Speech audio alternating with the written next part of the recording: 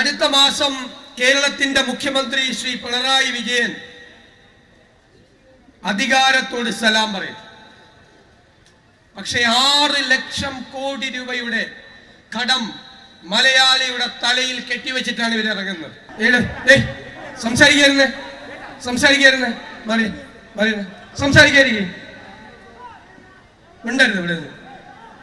നമസ്കാരം. കത്തിയാളുന്ന മീനമാസത്തിലെ സൂര്യൻ തലയ്ക്ക് മുകളിൽ ജ്വലിച്ചു നിൽക്കുമ്പോൾ തുള്ളിക്കൊരു കുടം എന്ന രീതിയിലാണ് ഓരോരുത്തരും വിയർക്കുന്നത്. എത്ര കുപ്പി വെള്ളം കുടിച്ചാലും മതിയാവാത്തൊരവസ്ഥയിലേക്ക് ദാഹം വീണ്ടും വീണ്ടും കൂടി വരുന്നു. ഓരോ മണിക്കൂറിലും വിയർത്തൊട്ടിയ വസ്ത്രം മാറണമെന്നുള്ളൊരു തോന്നലുണ്ടാകുന്നു. ശരീരത്തിൽ ജലാംശം നഷ്ടമായി ഉന്മേഷവും ഊർജവും നഷ്ടമാകുന്ന അവസ്ഥ. മീനമാസത്തെ തുടർന്ന് മേടത്തിലും ഇത് തന്നെയാണ് അവസ്ഥ. എന്നാൽ മീനവും മേടവും കഴിയുമ്പോൾ തുള്ളിക്കൊരു കുടം എന്ന മട്ടിൽ പെയ്യുന്ന ഇടവപ്പാതി വരും. ഈ ഇടവപ്പാതിയുടെ പ്രതീക്ഷയിലാണ് മണ്ണും മനുഷ്യരും ഒരുപോലെ തന്നെ കാത്തിരിക്കുന്നത്. അല്ലെങ്കിൽ ഇടവപ്പാതി തന്നെയാണ് മനുഷ്യന്റെ പ്രതീക്ഷ.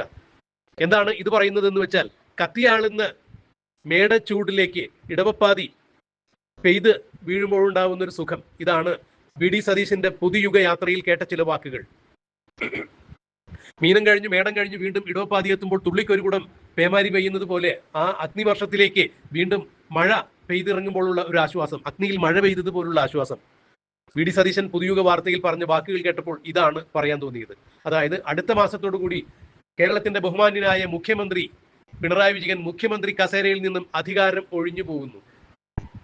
കേരളത്തിലെ ഇടതുപക്ഷ സർക്കാരിന്റെ കെടുതികളാകുന്ന കൊടും ചൂടിൽ കത്തിയാളുന്ന ജനത്തിന് ഇത് ഇടവപ്പാതി പെയ്ത് വീണ ഒരു സന്തോഷം തന്നെയായിരുന്നു, അല്ലെങ്കിൽ സമാശ്വാസം തന്നെയായിരുന്നു വി ഡി സതീശന്റെ വാക്കുകൾ.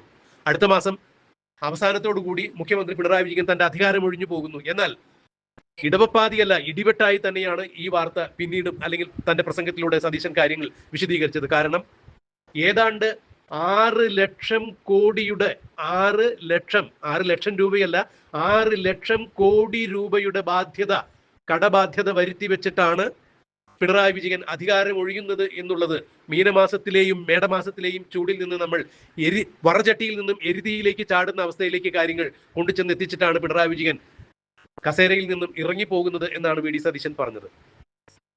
അതായത് ഖജനാവിൽ പൂച്ച പെറ്റുകിട്ട് കിടക്കുന്നു. ഒരു പൂച്ചയല്ല, നിരന്ന് 9-ലധികം പൂച്ചകൾ പെറ്റുകിടക്കുന്നതായി തന്നെയാണ് മനസ്സിലാക്കാൻ കഴിയുന്നത് എന്ന് വി ഡി സതീശൻ പരിഹാസദ്യോതകമായി തന്നെയാണ് പറഞ്ഞു വെച്ചത്.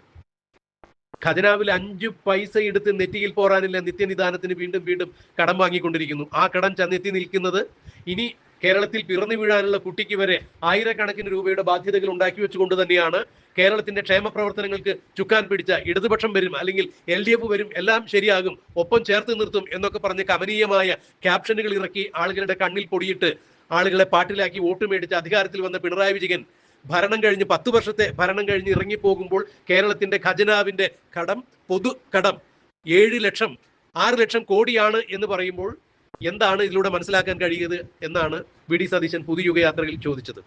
ഇത്രത്തോളം കെടുകാര്യസ്ഥതയുള്ള ഒരു മുഖ്യമന്ത്രി, ഒരു ഭരണം നാട്ടിലുണ്ടായിട്ടില്ല. ഇത്രയും കരിങ്കൊള്ള നടത്തിയിട്ട് അവസാനം ശബരിമല സ്വർണ്ണക്കൊള്ള വരെ നടത്തിയിരിക്കുന്നു മുഖ്യമന്ത്രിയും മുഖ്യമന്ത്രിയുടെ പാർട്ടിക്കാരും. എന്നിട്ട് അതിൽ നിന്ന് രക്ഷ നേടുവാൻ വേണ്ടി ഒരു തെറ്റും ചെയ്യാതെ നിന്ന് തന്ത്രിയെ പിടിച്ച് അകത്താക്കി എന്നാണ് ഇപ്പോൾ കൊല്ലം വിജിലൻസ് കോടതി തന്നെ പറഞ്ഞിരിക്കുന്നത്. തന്ത്രിയെ അറസ്റ്റ് ചെയ്യുന്നതിന് യാതൊരു തരത്തിലുള്ള തെളിവുകളും ഹാജരാക്കാൻ SITക്ക് സാധിച്ചിട്ടില്ല എന്നുള്ളത് കോൺഗ്രസ്സുകാരല്ല പറഞ്ഞത്, വിജിലൻസ് ആണ് പറഞ്ഞത്, വിജിലൻസ് കോടതിയാണ് പറഞ്ഞത്. ഇങ്ങനെയാണ് കേരളത്തിലെ രാഷ്ട്രീയ സാമൂഹ്യ അന്തരീക്ഷം പിണറായി വിജയൻ രൂപപ്പെടുത്തിയെടുത്തത് എന്ന് പറയുമ്പോൾ കൊടും ചൂടിനെ വകവയ്ക്കാതെ വി ഡി സതീശന് കാണുവാനും കേൾക്കുവാനും വി ഡി സതീശന് ആദരമർപ്പിക്കുവാനുമായി ജനങ്ങൾ തടിച്ചുകൂടുകയായിരുന്നു. എന്നാൽ തന്റെ മുമ്പിൽ തടിച്ചുകൂടിയ ജനങ്ങൾ ഈ കൊടും വേനലിലും തന്നെ കാത്തുനിന്നതിൽ അവരോട് സന്തോഷവും സ്നേഹവും നന്ദിയും അറിയിക്കുന്നതോടൊപ്പം ഒരു സ്കൂൾ അധ്യാപകന്റെ കർശനമായ നിർദ്ദേശം, അല്ലെങ്കിൽ തന്റെ കുട്ടികളോട് വാത്സല്യത്തോടു കൂടി ഒരു അധ്യാപകൻ എങ്ങനെയാണ് പെരുമാറുക, തിക്കിത്തിരക്കുന്നവരോട് അല്ലെങ്കിൽ സംസാരിച്ച് ബഹളം ഉണ്ടാക്കുന്നവരോട് മിണ്ടാതിരിക്കൂ, അവിടെ നിന്ന് മാറി നിൽക്കൂ, ഇങ്ങോട്ട് നീങ്ങി നിൽക്കൂ എന്നൊക്കെ തരത്തിൽ ഒരു അധ്യാപകൻ തന്റെ കുട്ടികളെ സ്നേഹത്തോടെ വാത്സല്യത്തോടെ ശാസിക്കുന്ന രൂപേണ കാര്യങ്ങൾ പറയുന്ന സതീശനെയും നമുക്ക് കാണാൻ സാധിച്ചു. മുഖ്യമന്ത്രിയെ വാരി ഉടുത്തുകൊണ്ട് വി ഡി സതീശൻ നടത്തിയ പുതുയുഗ യാത്രയുടെ പ്രസംഗത്തിന്റെ പ്രസക്ത ഭാഗങ്ങൾ നമുക്കൊന്ന് കേൾക്കാം.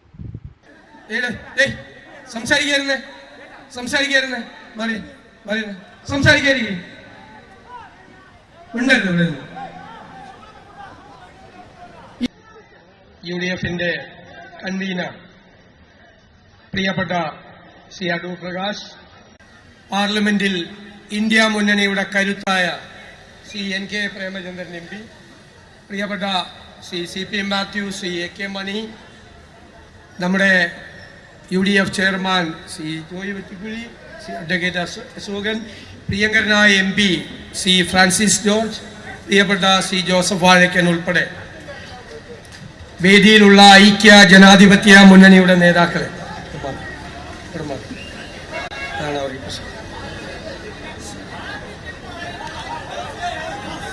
പ്രിയപ്പെട്ട സഹപ്രവർത്തകരായ സുഹൃത്തുക്കളെ, ഈ പൊരിയുന്ന കൊടും ചൂടിൽ നിങ്ങൾ നൽകിയ ആവേശകരമായ സ്വീകരണത്തിന് നന്ദി പറയാൻ വാക്കുകളില്ലാതെയാണ് ഞാനിവിടെ നിൽക്കുന്നത്. നമുക്കറിയാം, ഇത് കേരളത്തിലെ ജനങ്ങളുടെ ഹൃദയവികാരങ്ങൾ ഏറ്റെടുത്തുകൊണ്ടുള്ള ഒരു യാത്രയാണ്.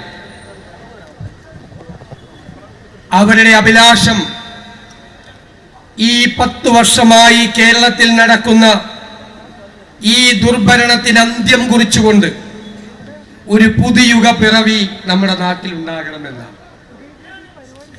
നമുക്കറിയാം, സമസ്ത മേഖലയെയും ഈ സർക്കാർ തകർത്തു തരിപ്പണമാക്കിയിരിക്കുകയാണ്. ഒരു നാടിന്റെ ഘടന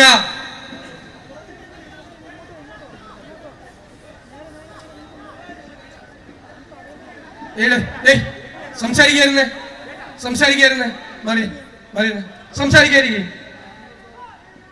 മിണ്ടരുത് ഇവിടെ. ഈ നാടിന്റെ സമ്പദ്ഘടനയാണ് ഒരു നാടിന്റെ നട്ടെല്ല്. അത് തകർന്നു കിടക്കുകയാണ്.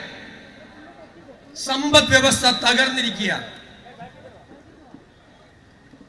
അടുത്ത മാസം കേരളത്തിന്റെ മുഖ്യമന്ത്രി ശ്രീ പിണറായി വിജയൻ അധികാരത്തോട് സലാം പറയും. പക്ഷേ 6 ലക്ഷം കോടി രൂപയുടെ കടം മലയാളിയുടെ തലയിൽ കെട്ടിവെച്ചിട്ടാണ് ഇവരിറങ്ങുന്നത്.